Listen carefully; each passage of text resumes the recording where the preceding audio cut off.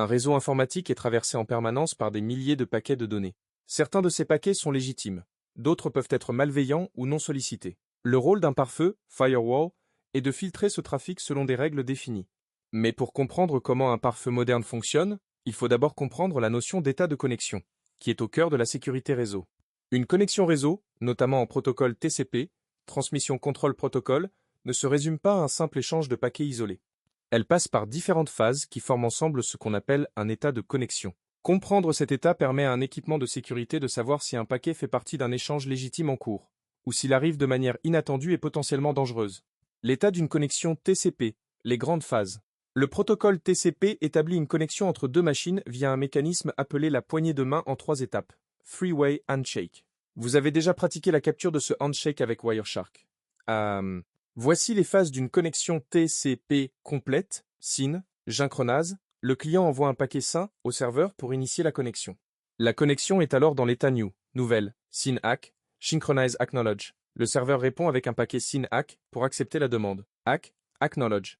Le client confirme avec un paquet ACK. La connexion est maintenant established, établie. Échange de données. Les deux machines s'échangent les données. La connexion reste dans l'état established, fin ou RST. Lorsque l'échange est terminé, la connexion se ferme proprement avec des paquets SCA ou de manière abrupte avec un paquet RST, reset. La connexion passe alors dans l'état closed, fermé. Ces états sont fondamentaux. Un pare-feu à état, stateful firewall, suit ces états pour chaque connexion active. Cela lui permet de prendre des décisions intelligentes et contextuelles. Pare-feu sans état versus pare-feu à état.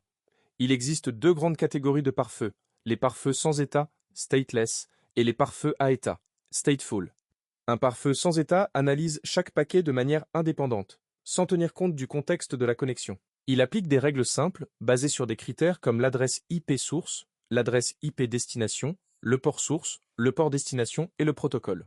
Par exemple, autoriser tout trafic TCP depuis l'adresse 192.168.1.10 vers le port 80. Ce type de pare-feu est rapide, mais limité. Il ne peut pas distinguer un paquet ACK qui fait partie d'une connexion légitime d'un paquet ACK envoyé de manière isolée pour tenter de contourner les règles. Un pare-feu à état, ou pare-feu stateful, maintient une table des connexions actives.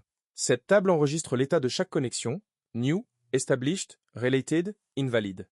Pour chaque paquet entrant ou sortant, le pare-feu consulte cette table pour savoir si ce paquet appartient à une connexion connue et légitime. Voici les 4 états principaux reconnus par un pare-feu à état, notamment dans le système de filtrage NetFilter utilisé sous Linux. New, le paquet initie une nouvelle connexion.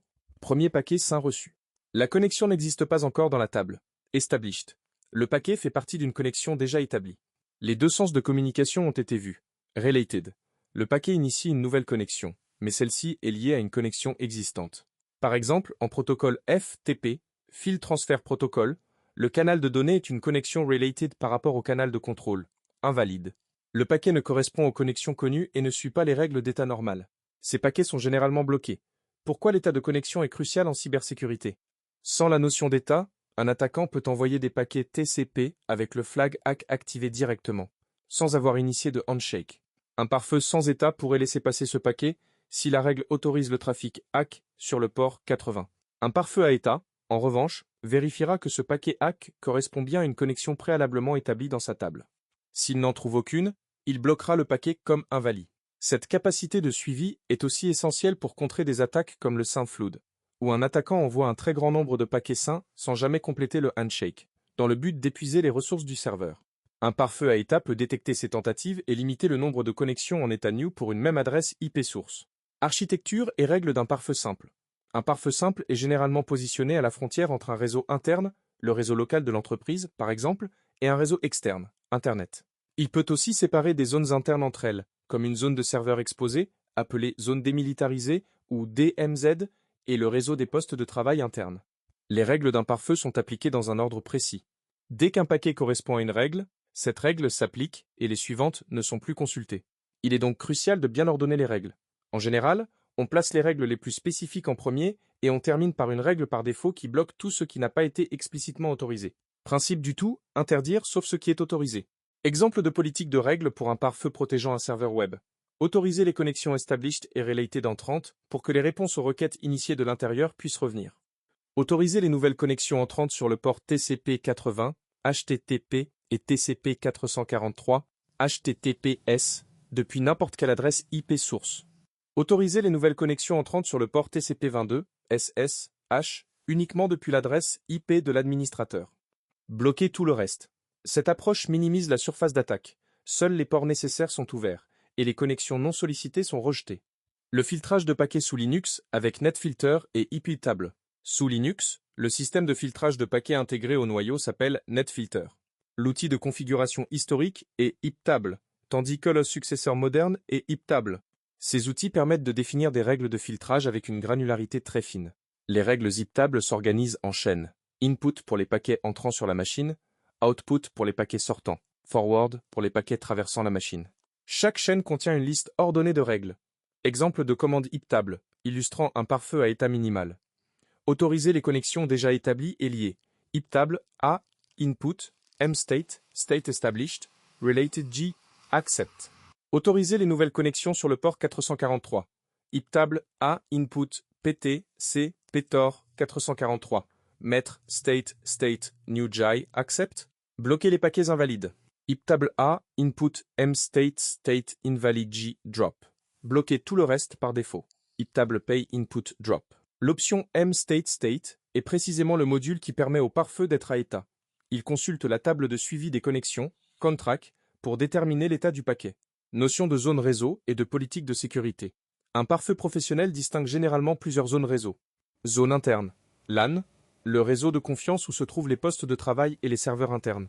Zone externe, WAN. Internet ou tout réseau non contrôlé, zone démilitarisée, DMZ, une zone intermédiaire où sont placés les serveurs accessibles depuis Internet. Serveur web, serveur de messagerie. La DMZ est protégée à la fois d'Internet et du réseau interne. La politique de sécurité d'un pare-feu définit ce qui est autorisé entre ces zones. Par exemple, de l'externe vers la DMZ, seul le trafic HTTP et HTTPS est autorisé. De la DMZ vers l'interne, uniquement les connexions nécessaires, comme l'accès à une base de données spécifique sur un port donné. De l'interne vers l'externe, tout le trafic sortant est autorisé ou filtré selon la politique de l'entreprise. De l'externe vers l'interne, tout est bloqué. Cette architecture en zone est un fondement de la défense en profondeur, un principe clé en cybersécurité qui consiste à multiplier les couches de protection. Lien avec la reconnaissance et le pentest. En tant que futur spécialiste en cybersécurité, comprendre le fonctionnement d'un pare-feu à état est indispensable pour plusieurs raisons. Lors d'un test d'intrusion, pentest, l'un des premiers obstacles rencontrés est précisément le pare-feu. Des outils comme Mmap permettent de détecter les règles de filtrage en place en envoyant différents types de paquets, SYN, ACK, fin, nul, et en analysant les réponses. Par exemple, un scan SYN de Nmap Nmap SS envoie des paquets SYN et analyse si le port répond avec un SYN ACK, ouvert, un RST, fermé, ou s'il n'y a pas de réponse. Filtré par un pare-feu. Un scan ACK Nmap, ça, permet de déterminer si le pare-feu est à état ou sans état. Si un ACK reçoit un RST, le port n'est pas filtré par état. S'il ne reçoit aucune réponse, un pare-feu à état bloque probablement les paquets hors contexte. Comprendre ces mécanismes permet également de mieux configurer les contre-mesures. Savoir comment un attaquant cherche à cartographier l'infrastructure aide à durcir les règles du pare-feu. Résumé des points clés. Une connexion TCP passe par des états successifs. New, Established, Related, Invalid. Un pare-feu sans état filtre paquet par paquet sans contexte. Un pare-feu à état suit l'évolution des connexions. La table de suivi des connexions, Contract sous Linux, est l'élément central du pare-feu à état. Les règles de pare-feu doivent être ordonnées du plus spécifique au plus général, avec une politique par défaut bloquante.